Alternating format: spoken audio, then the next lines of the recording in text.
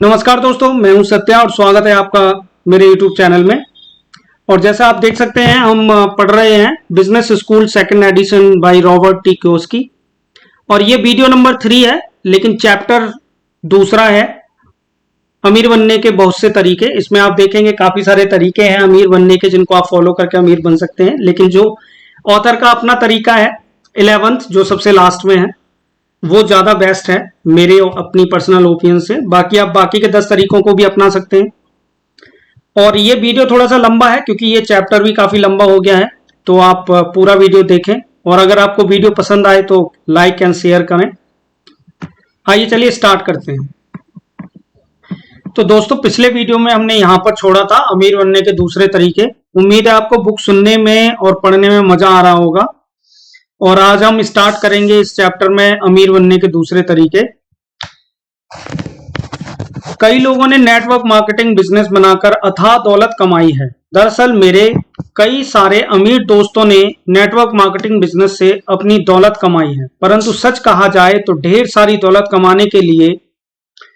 कमाने के और भी तरीके हैं। इसलिए अगले अध्याय में यह पुस्तक उन तरीकों के बारे में विचार करेंगी जिनसे लोग अमीर बन सकते हैं, और इनसे भी अधिक महत्वपूर्ण बात यह है कि आर्थिक रूप से स्वतंत्र बन सकते हैं।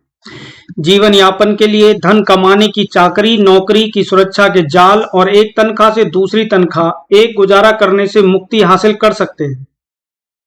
अगले अध्याय को पढ़ने के लिए बाद आपको इस बात का बेहतर अंदाजा हो जाएगा कि क्या नेटवर्क मार्केटिंग बिजनेस बनाना आपके लिए दौलत कमाने का सर्वश्रेष्ठ तरीका होगा, या आपके सपनों व इच्छाओं को हासिल करने का माध्यम हो सकता है। देखिए दोस्तों, आपको बहुत सारे वीडियोस मिल जाएंगे इस तरह की बुक्स की समरी को लेके। आप किसी भी बुक की समरी सुन सकते हैं, पढ़ सकते हैं, लेकिन समरी पढ़ने सुनने में आपको उतना मजा नहीं आएगा जितना पूरी बुक सुनने में आएगा। पूरी बुक सुन के ही आप उस बुक का पूरा सारांश समझ सकेंगे, उस बुक में क्या कहा गया है वो समझ पाएंगे। तो आप कोशिश करें टाइम निकाल के और दिलचस्पी लें उसको सुनने में, तभी आप बुक को अच्छे से समझ पाएंगे और ऑथर क्या कहना चाहता है, आपको क्या समझाना चाहता है, वो आप अच्छे से समझ पाएंगे। तो अब अध्याय शुरू करते हैं, ये वाला अमीर बनने के बहुत सारे तरीके। इसमें बहुत सारे तरीके बताए जाएंगे और देखेंगे हम कौन कौन से तरीके हैं और किस तरीके से हम उनको अप्लाई कर सकते हैं अपनी लाइफ में। क्या आप मुझे अमीर बनना सिखा सकते हैं? मैंने अपने टीचर से पूछा। नहीं, मेरे बायोलॉजी के टीचर ने जवाब दिया, मेरा काम है ग्रेजुएट बनने में तुम्हारी मदद करना ताकि तुम्हें अच्छी नौकरी मिल सके। परंतु अगर मैं नौकरी ना करना चाहूं, अगर मैं अमीर बनना चाहूं? मैंने पूछा।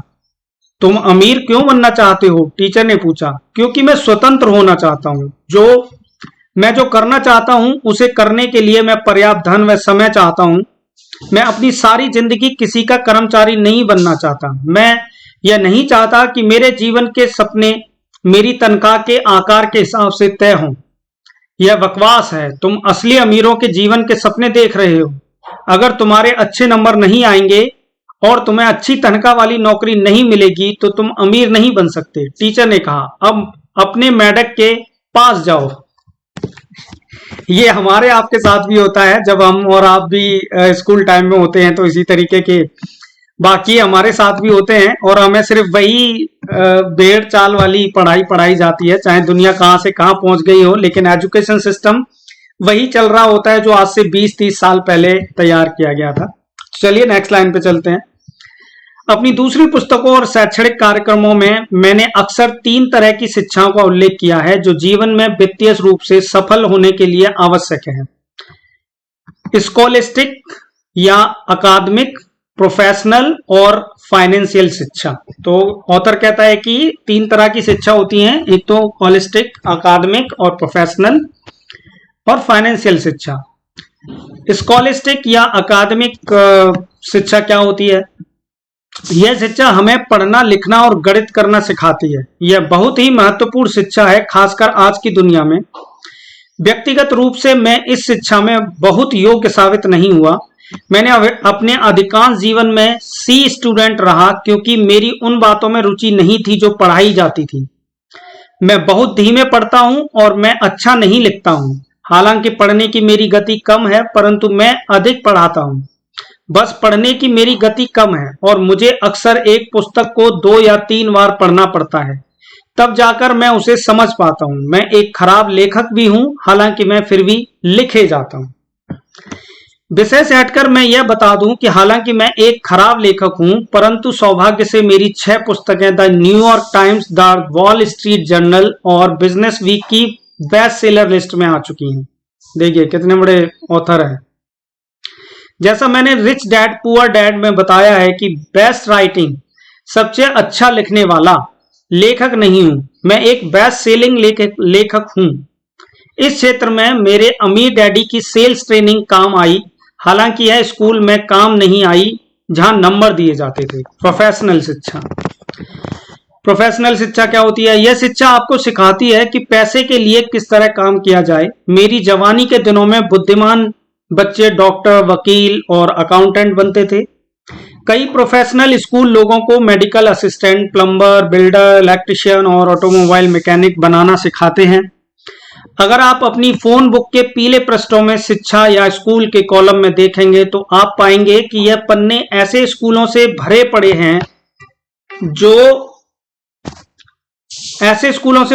हैं जो लोगों को ऐसे प्रोफेशनल सिखाते हैं जिनसे उन्हें रोजगार पाने की अधिक अवसर उपलब्ध हों।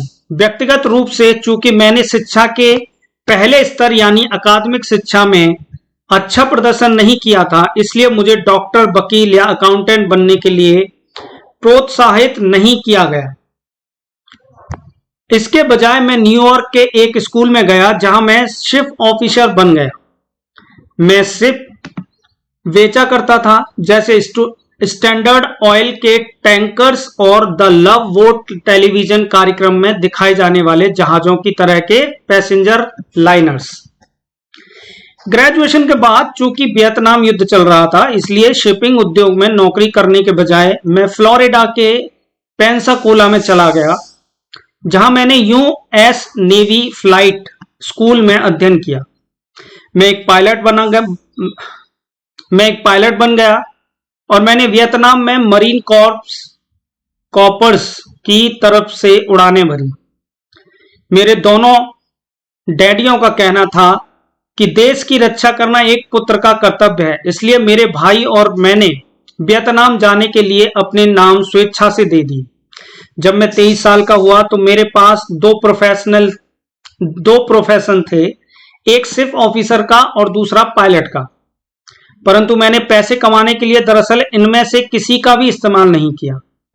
विषय से हटकर मैं सोचता हूं कि यह विसंगति ही है कि मैं जिस प्रोफेशन के लिए आज सबसे अधिक जाना जाता हूं, यानी लेखक के प्रोफेशन के लिए, वह एक ऐसा विषय है जिसमें मैं हाई स्कूल में 2 बार फेल हुआ था। अब फाइनेंशियल शिक्षा देखते हैं ऑथर के तरीके से। यह वह शिक्षा है जिसमें आप सीखते हैं कि पैसे के लिए काम करने के बजाय किस तरह पैसे से अपने लिए काम करवाया जाता है। यह तीसरे स्तर की शिक्षा हमारे अधिकांश स्कूलों में नहीं पढ़ाई जाती, जो सबसे ज्यादा जरूरी है जिंदगी की, क्योंकि अगर आपके पास पैसा है तो सक्सेस है, सब कुछ उसी से डिपेंड करता है। मेरे गरीब डैडी का विचार था कि असली दुनिया में सफल होने के लिए इंसान को अच्छी अकादमिक और प्रोफेशनल शिक्षाओं की जरूरत थी, परंतु मेरे अमीर डैडी कहते थे, अगर तुम्हारी फाइनेंशियल शिक्षा कमजोर है तो तुम हमेशा अमीरों के लिए काम करते रहोगे। richdad.com ने अपनी तरफ से पूरी कोशिश की है कि ऐसे प्रोडक्ट बनाए जाएं जो वही फाइनेंशियल शिक्षा दे सकें जो मेरे अमीर डैडी ने मुझे सिखाई थी। हमारे पास board games cash flow 101, cash flow 202 और कैश फ्लो फॉर किड्स है, जो मजेदार तरीके से उसी फाइनेंशियल शिक्षा और फाइनेंशियल मानसिकता को दिखाते हैं जो मेरे अमीर डैडी ने मुझे सिखाई थी।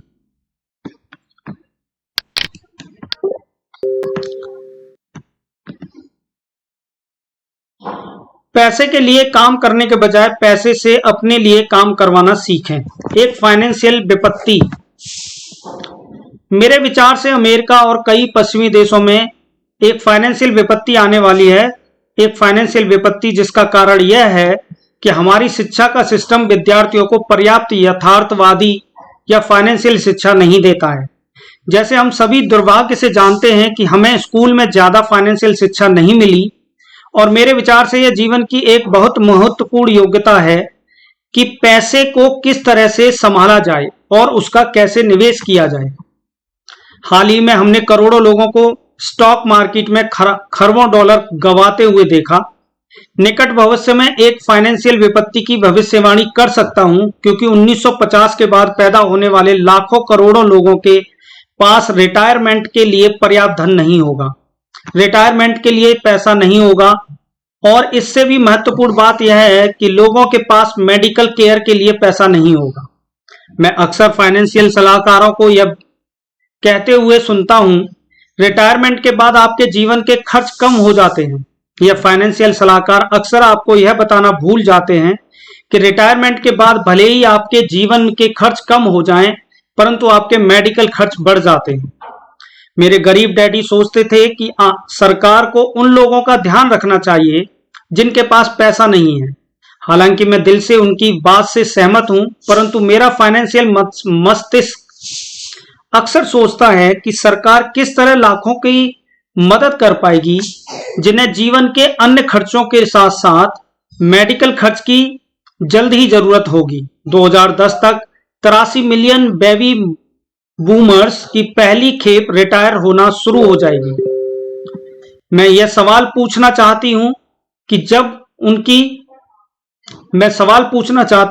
जब उनकी नौकरी के दिन समाप्त हो जाएंगे तो इनमें से कितनों के पास शेष जीवन के लिए पर्याप्त धन होगा, और अगर इन्हें जीवित रहने के लिए अरबों डॉलर की जरूरत होगी तो क्या दुनिया के युवा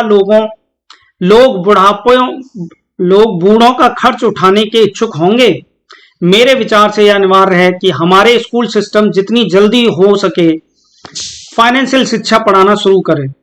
अपने धन को किस तरह संभाला जाए और उसका निवेश किस तरह किया जाए, यह जानना निश्चित रूप से उतना ही महत्वपूर्ण है जितना कि यह जानना कि मेडक का डिसेक्शन किस तरह से किया जाए। एक व्यक्तिगत टिप्पणी। मेरी पत्नी और मैं जीवन में जल्दी ही रिटायर हो गए, बिना नौकरी, बिना सरकारी सहायता, बिना स्टॉक, बिना म्यूचुअल फंड के। हमने स्टॉक या म्यूचुअल फंड क्यों नहीं लिए? इसका कारण यह है कि हमारे लिए वे बहुत जोखिम भरे निवेश हैं। मेरे विचार से म्यूचुअल फंड सबसे जोखिम भरे निवेश होते हैं, परंतु अगर आपके पास कोई औपचारिक फाइनेंशियल शिक्षा या अनुभव ना हो तो वे अच्छे निवेश हैं।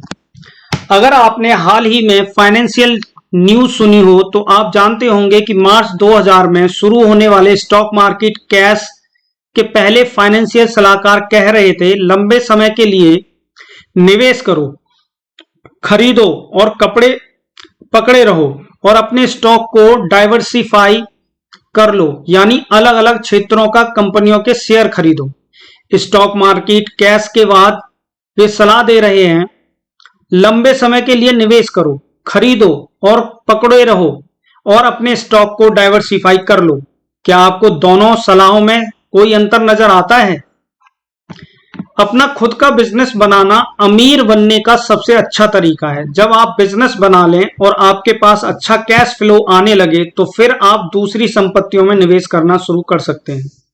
ये उस पेज का सार है। अगर आपके पास अच्छी फाइनेंशियल शिक्षा नहीं है तो आप अधिकांश फाइनेंशियल सलाहकारों की बात मान सकते हैं, यानी बचत करो, म्यूचुअल फंड खरीदो, लंबे समय के लिए निवेश करो और डाइवर्सिफाई कर लो। परंतु अगर आपके पास सुदृढ़ फाइनेंशियल शिक्षा है तो आप इस जोखिम भरी सलाह पर नहीं चलेंगे। इसके बजाय आप वह कर सकते हैं जिसकी सलाह मेरे अमीर डैडी ने मुझे दी थी, यानी पहले अपना बिजनेस बनाओ। उन्होंने कहा था, अपना खुद का बिजनेस बनाना अमीर बनने का सबसे अच्छा तरीका है। अमीर डैडी यह भी कहता था, जब आप अपना बिजनेस बना लें और आपके पास अच्छा कैश फ्लो आने लगे तो आप दूसरी संपत्तियों में निवेश कर सकते हैं। अमीर बनने के दूसरे तरीके, यहाँ पे अब ये दूसरे तरीके बताए गए हैं। अब तक तो वो जस्ट दूसरे तरीके बताने के लिए सार चल रहा था, वो एक पिच तैयार की जा रही थी। अमीर डैडी कहते थे, चूंकि बहुत से लोगों के पास पर्याप्त फाइनेंशियल शिक्षा नहीं है, इसलिए वे बिजनेस नेटवर्क बनाने के बजाय अमीर बनने के कई दूसरे रोचक तरीके ढूंढ लेते हैं। उदाहरण के लिए, करोड़ों लोग अमीर बनने के लिए लॉटरी खेल रहे हैं, कड़ी मेहनत करके पैसे बचा रहे हैं, और कुछ लोग तो इन तरीकों का प्रयोग करके सचमुच अमीर बन जाते हैं। उन्होंने यह भी कहा, अगर तुम अमीर बनना चाहते हो तो तुम्हें वह तरीका खोजना चाहिए जो तुम्हारे लिए सबसे अच्छी तरह से काम कर सके। नीचे कुछ तरीके दिए गए हैं जिनके द्वारा लोग अमीर बनते हैं।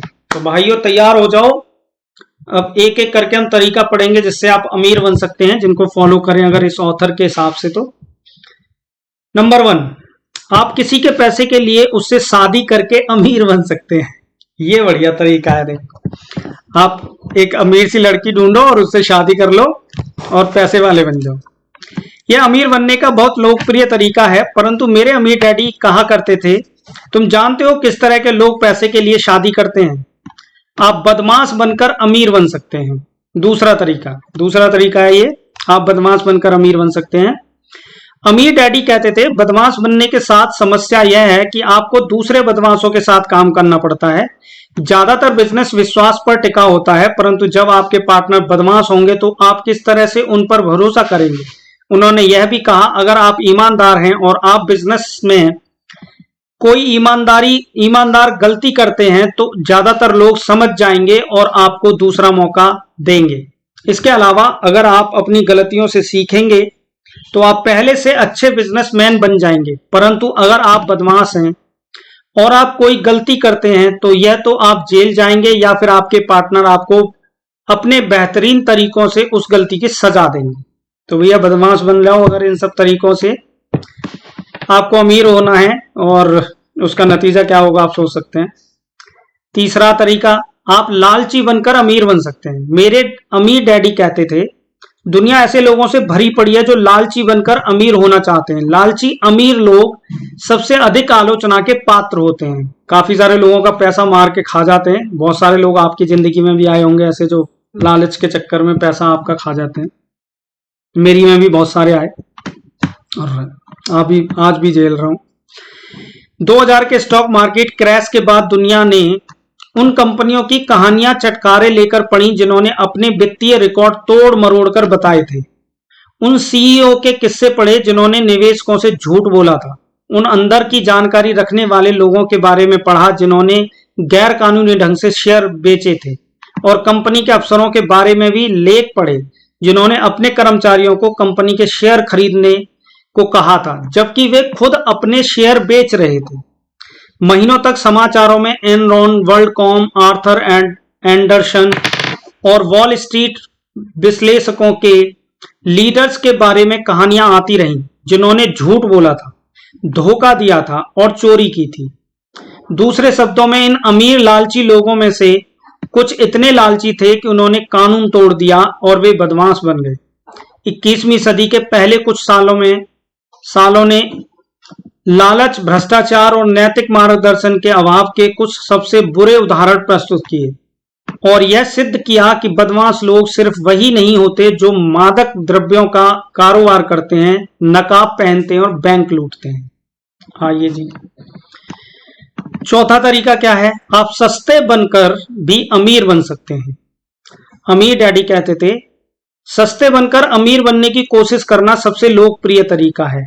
इसे आगे स्पष्ट करते हुए उन्होंने कहा, जो लोग सस्ते बनकर अमीर बनने की कोशिश करते हैं वे अक्सर अपनी आमदनी से कम खर्च में गुजारा करने की कोशिश करते हैं, बजाय इसके कि वे अपनी आमदनी बढ़ाने के तरीके खोजें। उन्होंने यह भी कहा, सस्ते बनकर अमीर बनने के साथ समस्या यह है कि अंत में आप सस्ते ही बने रहते हैं। हम सब ने उन लोगों की कहानियां सुनी हैं जिन्होंने पूरी जिंदगी पैसा इकट्ठा करने में, पाई बचाने में, सेल में सामान खरीदने में गुजार दी है, सिर्फ इसलिए ताकि उनके पास बहुत सारा पैसा इकट्ठा हो जाए। परंतु हालांकि उनके पास काफी पैसा होता है, फिर भी वे सचमुच गरीब आदमी की तरह ही गरीबी में रहते हैं। मेरे अमीर डैडी को इस बात में बहुत कम समझदारी दिखी कि काफी पैसा पास में होने के बावजूद कोई आदमी गरीबों की तरह रहे। सही बात है यार, जब पैसा है तो फिर गरीब क्यों रहना? पैसा भी कमाया और जिंदगी गरीबी में गुजर गई तो क्या फायदा ऐसे पैसे का। अमीर डैडी का एक मित्र था जो जीवन भर सस्ती जिंदगी जिया। उसने धीरे धीरे पैसा जोड़ भी लिया क्योंकि उसने न्यूनतम आवश्यकताओं के अलावा किसी चीज पर खर्च नहीं किया। दुखद बात यह थी कि उसके तीनों बच्चे जब बड़े हुए तो वे विरासत में धन हासिल करने के लिए लालायित थे। और उसके मरने का रास्ता देख रहे थे। उसकी मौत के बाद उसके तीनों बच्चों ने जिंदगी भर सस्ते बने रहने की भरपाई की और उसके पूरे पैसे को 3 साल से कम समय में उड़ा डाला। सारा पैसा खत्म हो गया और उसके बच्चे आज उतने ही गरीब हैं जितने कि उसके डैडी थे। हालांकि उसके पास कभी भी बहुत पैसा था। मेरे अमीर डैडी के हिसाब से जो लोग पैसा इकट्ठा करने के बावजूद गरीबों की तरह रहते हैं, वे पैसे की पूजा करते हैं और पैसे को अपना मालिक बना लेते हैं, बजाय इसके कि वे पैसे के मालिक बनना सीखें। बढ़िया कहानी है यार, मजा आ रहा है। उम्मीद है आपको भी मजा आ रहा होगा। 5वां तरीका, आप कड़ी मेहनत से अमीर बन सकते हैं। कड़ी मेहनत से अमीर बन सकते हैं। अच्छा, चलो देखते हैं कैसे। अमीर डैडी के अनुसार कड़ी मेहनत से अमीर बनने के साथ दिक्कत यह है कि कड़ी मेहनत करने वाले लोगों को अक्सर अपने धन और जीवन का आनंद लेने में मुश्किल आती है। दूसरे शब्दों में, ये सिर्फ कड़ी मेहनत ही कर सकते हैं, वे यह नहीं जान पाते कि जिंदगी का आनंद कैसे लिया जाए। चलो भाई, ये वहीं खत्म हो गया। इसमें कुछ खास मजा नहीं आया। आप कड़ी मेहनत करके अमीर पैसा बन सकते हैं, ये मतलब मेरी भी समझ में नहीं आया कि सिर्फ कड़ी मेहनत कर सकते हैं। अब बुरी आमदनी के लिए कड़ी मेहनत, बुरी आमदनी के लिए कड़ी मेहनत हो सकता है यहाँ कुछ समझ में आए। अमीर डैडी ने अपने पुत्र और मुझे यह भी सिखाया कि कई लोग गलत तरह की आमदनी के लिए कड़ी मेहनत करते हैं। उन्होंने कहा, जो लोग धन के लिए शारीरिक रूप से कड़ी मेहनत करते हैं, वे अक्सर गलत तरह की आमदनी के लिए कड़ी मेहनत कर रहे हैं, क्योंकि कड़ी मेहनत से हासिल होने वाली आमदनी पर सबसे ज्यादा टैक्स लगता है। जो लोग गलत तरीके की आमदनी के लिए काम करते हैं, वे अक्सर ज्यादा से ज्यादा मेहनत करते हैं ताकि उन पर ज्यादा से ज्यादा टैक्स लगा सके। मेरे अमीर डैडी के हिसाब से यह फाइनेंशियल समझदारी नहीं थी कि ऐसी आमदनी के लिए ज्यादा से ज्यादा मेहनत की जाए जिस पर ज्यादा से ज्यादा टैक्स लगा सके। अधिकांश नौकरी पेशा लोग सबसे ऊंची दर पर टैक्स देते हैं। सही बात है। आपको सैलरी टीडीएस काट के ही मिलती है हर कंपनी से। इसके अलावा जिन लोगों को सबसे कम मिलता है, वे अक्सर सबसे ज्यादा प्रतिशत टैक्स देते हैं। बचपन में ही मेरे अमीर डैडी ने मुझे सिखा दिया था कि आमदनी एक ही तरह की नहीं होती। उन्होंने कहा, आमदनी 2 तरह की होती है, अच्छी आमदनी और बुरी आमदनी। इस पुस्तक में आप यह जानेंगे कि किस तरह की आमदनी के लिए कड़ी मेहनत की जाए ताकि आप ज्यादा से ज्यादा कमाएं, परंतु उस पर कम से कम टैक्स दें।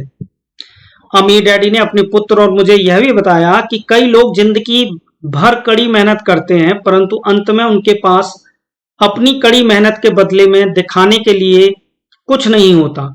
इस पुस्तक में आप यह जानेंगे कि आप किस तरह कुछ साल तक कड़ी मेहनत करें, परंतु अंततः आपके पास चुनने के लिए यह विकल्प हो कि आप कभी पैसे के लिए काम नहीं करेंगे। अच्छा जी, 6 नंबर 6।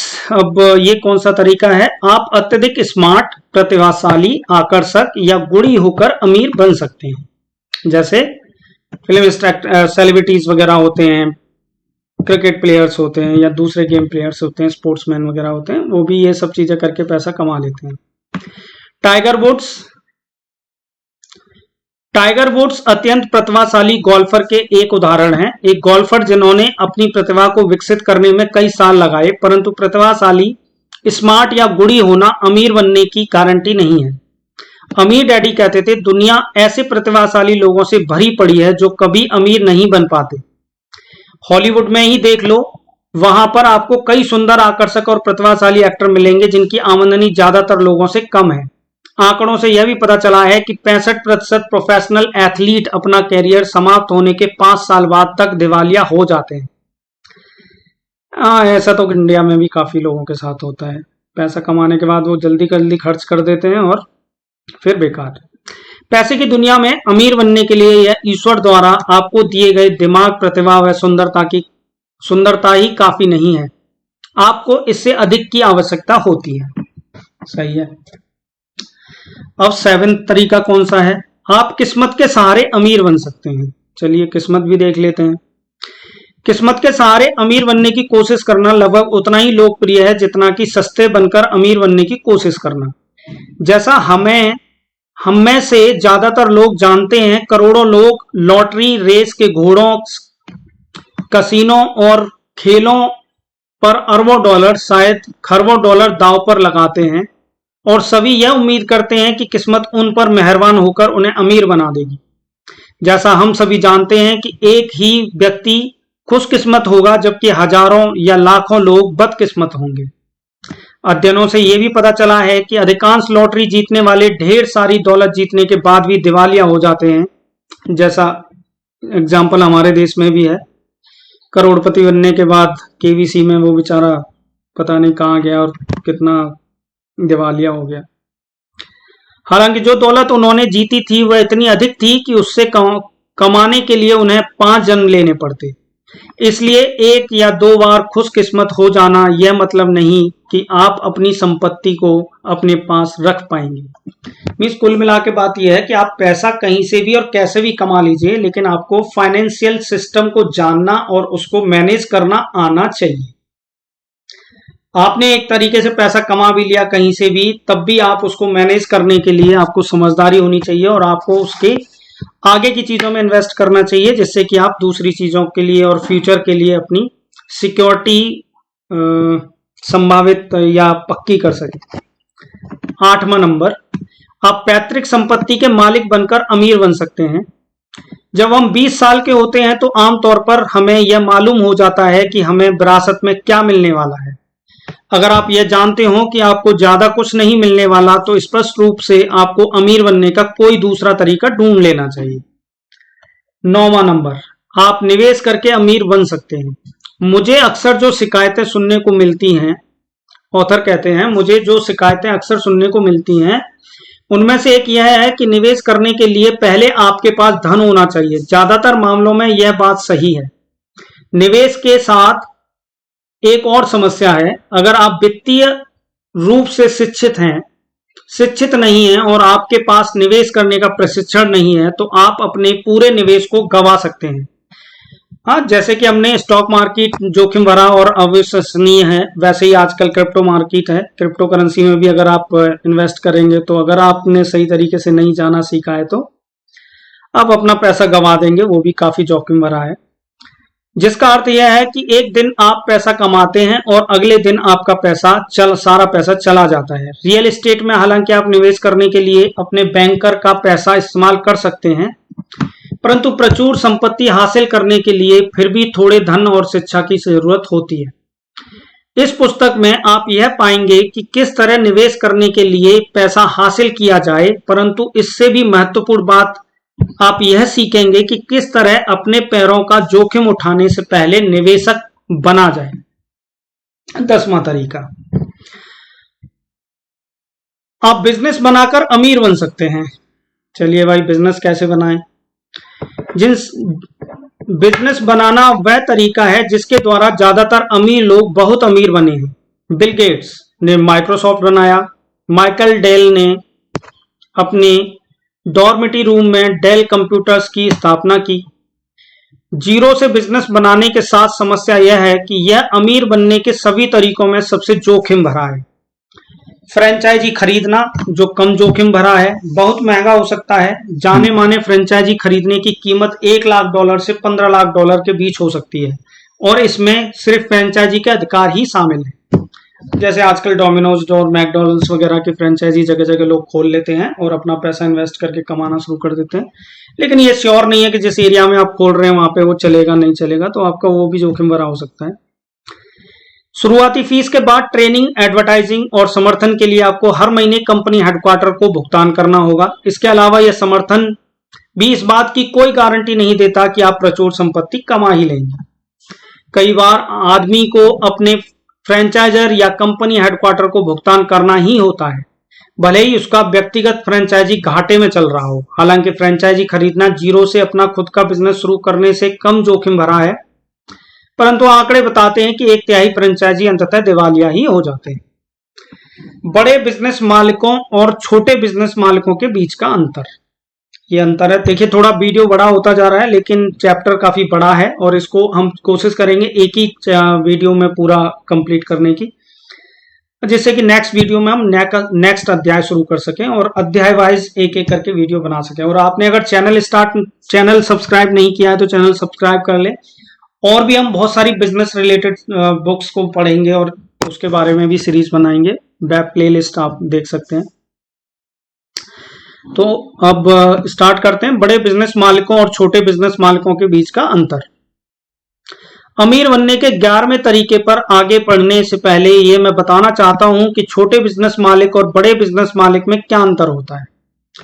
अंतर यह होता है कि बड़े बिजनेस मालिक नेटवर्क बनाते हैं, छोटे बिजनेस मालिकों से भरी पड़ी है। जैसे रेस्तरां बनाते हैं, एक अकेले रेस्तरां के मालिक, या मैकडॉनल्ड्स के संस्थापक रे क्रॉक में यह अंतर है कि मैकडॉनल्ड्स हैमबर्गर रेस्तरां का एक नेटवर्क है जिसे फ्रेंचाइजी नेटवर्क के नाम से जाना जाता है। इस अंतर का एक और उदाहरण टेलीविजन रिपेयर शॉप के बिजनेस मालिक या ट्रेड टर्नर के बीच का अंतर है, जिन्होंने CNN यानी केवल न्यूज नेटवर्क बनाया। एक बार फिर नेटवर्क शब्द पर ध्यान दें।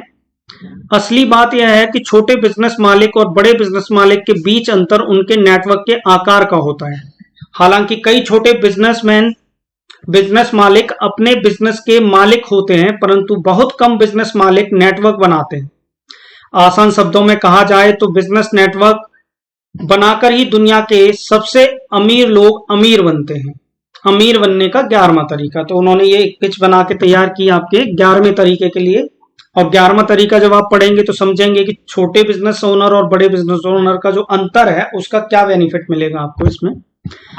अमीर बनने का 11वां तरीका, आप नेटवर्क मार्केटिंग बिजनेस बना सकते हैं। मैंने नेटवर्क मार्केटिंग बिजनेस को 11वें नंबर पर इसलिए रखा और इसे अमीर बनने के बाकी तरीकों से अलग इसलिए रखा क्योंकि यह संपत्ति हासिल करने का बहुत ही नया और क्रांतिकारी तरीका है। अगर आप अमीर बनने के पहले 10 तरीकों पर उड़ती हुई निगाहें डालें तो आप पाएंगे कि इनका दृष्टिकोण आत्म केंद्रित है, यानी इन सभी में इंसान खुद अमीर बनता है। दूसरे शब्दों में यह एक लालची आदमी का दृष्टिकोण है।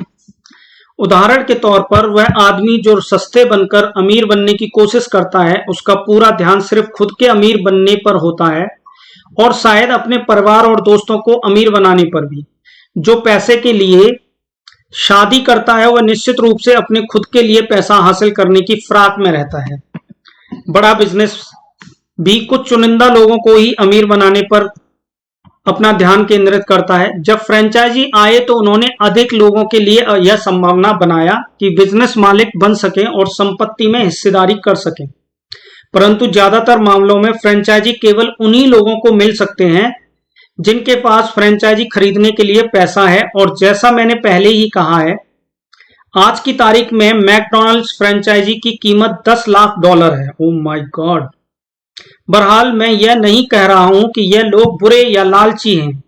मैं सिर्फ इतना कह रहा हूं कि अधिकांश मामलों में फोकस बहुत से लोगों के अमीर बनने पर नहीं है, फोकस सिर्फ एक व्यक्ति के अमीर बनने पर है। नेटवर्क मार्केटिंग बिजनेस संपत्ति हासिल करने का एक नया और क्रांतिकारी तरीका है। ये हम पढ़ चुके हैं पहले। मैंने नेटवर्क मार्केटिंग को अमीर बनने के 11वें तरीके के रूप में इसलिए रखा क्योंकि यह एक क्रांतिकारी नया तरीका है जो संपत्ति को उस हर आदमी के साथ बांटना चाहता है जो सचमुच प्रचुर संपत्ति हासिल करना चाहता है।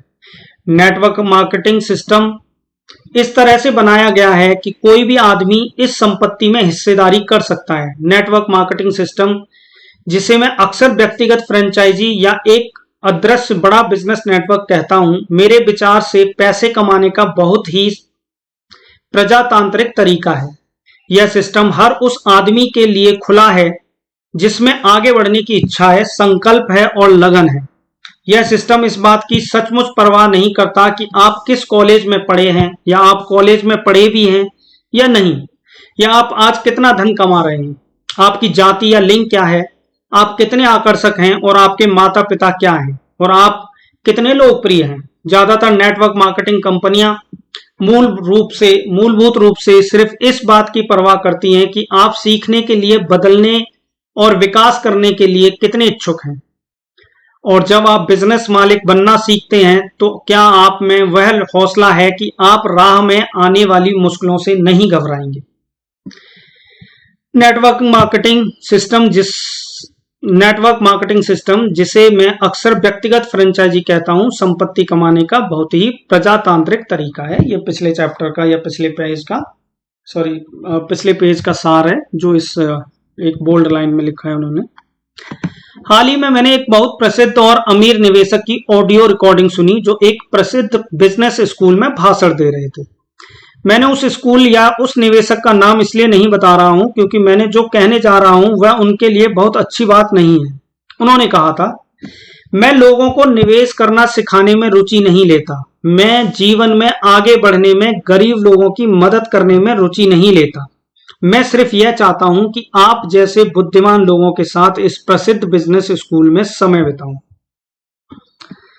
हालांकि मैं व्यक्तिगत रूप से उनकी बातों से सहमत नहीं हूं, परंतु मैं उनकी ईमानदारी की प्रशंसा करता हूं। चूंकि मैंने अपना जीवन अपने अमीर डैडी के अमीर दोस्तों के बीच रहते हुए गुजारा है, इसलिए मैंने अक्सर इस तरह की बातें सुनी है, परंतु उन्हें समझदारी से और धीरे से कहा गया था।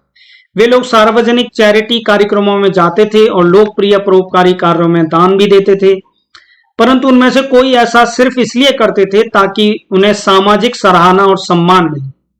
उनकी निजी बातों में मैंने अक्सर उनके असली विचार सुने हैं और वे विचार उस प्रसिद्ध निवेशक के उस प्रसिद्ध बिजनेस स्कूल में बोले गए विचारों की तरह ही थे। देख लो भैया कैसे कैसे लोग होते हैं, बिजनेस करवाने के लिए आपसे क्या क्या करवाते हैं। स्पष्ट रूप से सभी अमीर लोगों को यही नजरिया नहीं होता, परंतु मुझे लगातार हैरानी होती है कि कितने सारे अमीर और सफल लोग सिर्फ इसलिए अमीर और सफल हैं क्योंकि वे लालची हैं और उन्हें कम खुशकिस्मत लोगों की मदद करने में जरा भी रुचि नहीं है। एक बार फिर मैं कहना चाहूंगा कि सभी अमीर लोगों का यह नजरिया नहीं होता, परंतु मैं जानता हूं मेरे अमीर लोग काफी संख्या में हैं। वह मूलभूत कारण जिसकी वजह से मैं नेटवर्क मार्केटिंग उद्योग का समर्थन करता हूं यह है कि इसका सिस्टम दौलत हासिल करने के पुराने सिस्टम से अधिक न्यायपूर्ण है। हेनरी फोर्ड, जो दुनिया के महानतम बिजनेसमैनों में से एक थे, अपनी फोर्ड मोटर्स कंपनी के मिशन सूत्रवाक्य को पूरा करके अमीर बने। फोर्ड का मिशन सूत्रवाक्य था, कारों को प्रजातांत्रिक कर दो। यह सूत्रवाक्य इसलिए क्रांतिकारी था क्योंकि सदी की शुरुआत में कारें सिर्फ अमीरों के लिए उपलब्ध थीं। हेनरी फोर्ड का विचार कारों को हर आदमी की पहुंच में लाना था और यही कारों को प्रजातांत्रिक कर दो का अर्थ था। रोचक बात यह है कि हेनरी फोर्ड एडिसन के कर्मचारी थे और अपने खाली समय में उन्होंने अपनी पहली कार बनाई। 1903 में फोर्ड मोटर कंपनी का जन्म हुआ। 1903 में फोर्ड कंपनी का जन्म हुआ। उत्पादन लागत में कटौती करके असेंबली लाइन को अपनाकर और सस्ती औसत कारों का बड़े पैमाने पर उत्पादन करके फोर्ड दुनिया के सबसे बड़े कार उत्पादक बन गए। न सिर्फ उन्होंने अपनी कार को सस्ता बनाया बल्कि उन्होंने उद्योग में सबसे ऊंचा वेतन भी दिए। साथ ही उन्होंने अपने कर्मचारियों को लाभ में हिस्सा देने की योजना भी बनाई और हर साल $3 करोड़ से अधिक उनमें बांट दिए। और 20वीं सदी के शुरुआती दशकों में $3 करोड़ का मूल्य बहुत ज्यादा हुआ करता था। देखिए, इंडिया में भी बहुत सारे बिजनेसमैन हैं जैसे आप जानते हैं, लेकिन कुछ एक बिजनेसमैन हैं जो जब भी देश की कोई प्रॉब्लम आती है या सरकार की कोई प्रॉब्लम आती है तो उसमें दान देते हैं और हम सारे इंडियंस उनकी दिल से इज्जत करते हैं। तो एक बिजनेसमैन बनो तो उनके जैसा बनो जो लोगों के दिलों पे राज करते हैं, न कि सिर्फ पैसे के लिए। दूसरे शब्दों में हेनरी फोर्ड एक ऐसे आदमी थे जो इसलिए अमीर बने क्योंकि वे न सिर्फ अपने ग्राहकों की परवाह करते थे बल्कि वे अपने कर्मचारियों की भी परवाह करते थे। वे लालची व्यक्ति होने के बजाय एक उदार व्यक्ति थे। तथाकथित बौद्धिक समाज ने हेनरी फोर्ड की आलोचना की और उन पर व्यक्तिगत आक्षेप भी लगाए। हेनरी फोर्ड बहुत शिक्षित नहीं थे और थॉमस एडिसन की तरह उनका अक्सर इसलिए मजाक उड़ाया जाता था क्योंकि उनके पास औपचारिक शिक्षा नहीं थी। नेक्स्ट, हेनरी फोर्ड के बारे में मेरी फेवरेट कहानियों में से एक वह है जब उन्होंने तथाकथित बुद्धिमान व्यक्तियों के सामने एक टेस्ट में भाग लेने का आग्रह किया गया। स्मार्ट लोगों का एक समूह मौखिक टेस्ट लेने के लिए आया। वे यह साबित करना चाहते थे कि फोर्ड अज्ञानी थे। एक बुद्धिजीवी ने उनसे इस तरह का सवाल पूछा कि वे जो रोल्ड स्टील बनाते हैं उसकी टेंसाइल मजबूती कितनी है। फोर्ड को जवाब नहीं मालूम था। उन्होंने अपनी मेज पर रखे कई फोनों में से एक फोन उठाया और अपने वाइस प्रेसिडेंट को बुलाया जिसे जवाब मालूम था। वाइस प्रेसिडेंट आया। फोर्ड ने उससे वह सवाल पूछा और वाइस प्रेसिडेंट ने वह जवाब दे दिया जो बुद्धिजीवी लोग चाहते थे। अगले स्मार्ट व्यक्ति ने एक सवाल पूछा। एक बार फिर फोर्ड को जवाब नहीं मालूम था, इसलिए उन्होंने फोन करके स्टाफ के अपने एक आदमी को बुलाया जिसे जवाब मालूम था। यह प्रक्रिया चलती रही तब तक आखिरकार एक स्मार्ट आदमी ने चिल्लाकर यह नहीं कहा, देखिए, इसे यह साबित होता है कि आप अज्ञानी हैं। आप हमारे पूछे गए एक भी सवाल का जवाब नहीं दे पाए। हेनरी फोर्ड ने इस तरह का जवाब दिया, मैं जवाब इसलिए नहीं जानता क्योंकि मैं अपने दिमाग में उन जवाबों का कचरा नहीं रखना चाहता जो आप चाहते हैं। मैं आपके स्कूलों के स्मार्ट युवा लोगों को नौकरी पर रखता हूं जिन्होंने वे सारे जवाब रट रखे हैं जो आप मुझसे रटने की उम्मीद करते हैं। मेरा काम उस जानकारी को रटना नहीं है जिसे आप बुद्धिमानी समझते हैं। मेरा काम अपने दिमाग को इस तरह के कचरे और छोटे तथ्यों से खाली रखना है ताकि मैं सोच सकूं। बढ़िया बात है यार। इस बिंदु पर उन्होंने बुद्धिजीवियों और स्मार्ट लोगों को वहां से विदा लेने के लिए कहा। बरसों तक मैं हेनरी फोर्ड की इस कहावत को याद रखता रहा जो मेरे हिसाब से उनके सबसे महत्वपूर्ण कथनों में से एक है, सोचना सबसे कठिन काम है इसलिए बहुत कम लोग यह काम करते हैं। सोचना सबसे कठिन काम है इसलिए बहुत लोग कम ये काम करते हैं। हर एक के लिए संपत्ति, हर एक के लिए संपत्ति, ये शायद चैप्टर नेक्स्ट चैप्टर स्टार्ट हो जाएगा। चलिए पढ़ लेते हैं इसको। संक्षेप में आ गया। फिर है आपका चैप्टर 3। ओके, थोड़ा सा ही है तो इस वीडियो में इसको खत्म कर लेते हैं, देन नेक्स्ट वीडियो स्टार्ट करेंगे। थोड़ा सा लंबा हो गया।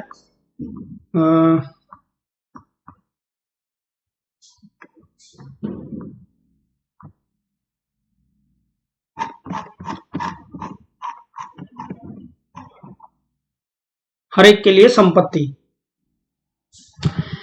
मेरे विचार से नए प्रकार का बिजनेस नेटवर्क मार्केटिंग बिजनेस एक क्रांति है, सिर्फ इसलिए क्योंकि इतिहास में पहली बार अब यह एक हर एक के लिए संभव है वह संपत्ति में हिस्सेदार बन सकें, जबकि अब तक यह चुनिंदा व खुशकिस्मत लोगों के लिए ही संभव था। मैं जानता हूं कि इस नए प्रकार के बिजनेस को लेकर कुछ विवाद हैं और बाकी बिजनेसों की तरह इस बिजनेस में भी कुछ लालची और बदमाश लोग घुस गए हैं, जो बिजनेस के माध्यम से फटाफट अमीर बनना चाहते हैं। परंतु अगर आप पीछे हटकर इस नए प्रकार के बिजनेस की तरफ देखें तो यह सामाजिक रूप से एक बहुत ही जिम्मेदार सिस्टम है जो संपत्ति का न्यायोचित बंटवारा करता है। नेटवर्क मार्केटिंग बिजनेस लालची लोगों के लिए अच्छा बिजनेस नहीं है। इसे इस तरह से बनाया गया है कि यह उन लोगों के लिए आदर्श बिजनेस साबित हो जो दूसरों की मदद करना पसंद करते हैं। इसे दूसरी तरह से कहा जाए तो नेटवर्क मार्केटिंग बिजनेस के काम करने का इकलौता तरीका यह है कि जब आप अमीर बने तो आप अमीर बनने में किसी और की भी मदद करें। मेरे लिए यह क्रांतिकारी है, उतना ही क्रांतिकारी जितने थॉमस एडिसन और हेनरी फोर्ड अपने दिनों में थे। अध्याय समाप्त करने से पहले मैं यह बता दूं कि मेरे विचार से ज्यादातर लोग उदार होते हैं।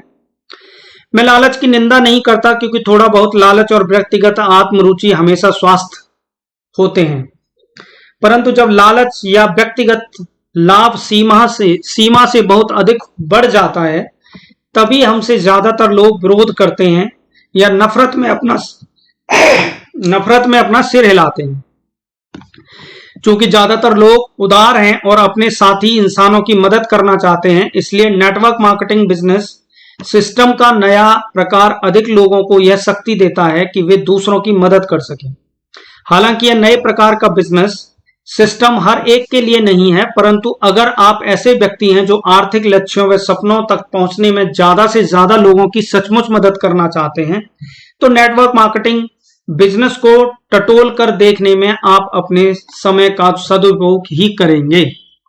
इस चैप्टर का मीन्स इस अध्याय का संक्षेप में थोड़ा सा समरी पढ़ लेते हैं हम। आज व्यक्ति के पास अमीर बनने के कई सारे तरीके हैं। ठीक है, अमीर बनने का सबसे अच्छा तरीका वह है जो आपके लिए सबसे अच्छी तरह से काम कर सके। अगर आप ऐसे व्यक्ति हैं जो दूसरों की मदद करना पसंद करते हैं, तो मेरा विश्वास है कि यह है कि नए प्रकार का बिजनेस सिस्टम नेटवर्क मार्केटिंग आपके लिए है। इसलिए मैंने इस पुस्तक का शीर्षक बिजनेस स्कूल उन लोगों के लिए जो दूसरों की मदद करते हैं रखा है। अगर आप दूसरों की मदद करने में जरा भी रुचि नहीं रखते, तो आपके पास कम से कम 10 तरीके और हैं जिनमें से आप अपना विकल्प चुन सकते हैं। आगामी अध्यायों में उन मूलभूत लाभों के बारे में चर्चा करूंगा जो मैंने अधिकांश नेटवर्क मार्केटिंग कंपनियों में पाए हैं। मेरे हिसाब से आपको इन मूलभूत फायदों पर विचार कर लेना चाहिए और इसके बाद ही यह फैसला करना चाहिए कि आप इस उद्योग का हिस्सा बनना चाहते हैं या नहीं। अमीर डैडी ने अपने पुत्र या मुझे सिखाया था कि मूलभूत जीवन मूल्य धन से बहुत अधिक महत्वपूर्ण होते हैं। वे अक्सर कहते थे, आप सस्ते और लालची होकर अभी अमीर बन सकते हैं, आप प्रचुर और उदार होकर भी अमीर बन सकते हैं। आप जो तरीका चुनते हैं वह तरीका वही होगा जो आपके अंदर के मूलभूत जीवन मूल्यों का सबसे करीब होगा। चैप्टर समाप्त होता है। तो दोस्तों, आप अगर इसी तरीके के बुक्स और इस बुक को पूरा करना चाहते हैं, तो चैनल को सब्सक्राइब कर लीजिए और बेल आइकन को भी प्रेस कर दें, जिससे कि जब भी कोई नया वीडियो अपलोड हो, नए चैप्टर अपलोड हो, नई बुक्स के बारे में अपलोड हो, तो आपको नोटिफिकेशंस मिलते रहें। धन्यवाद।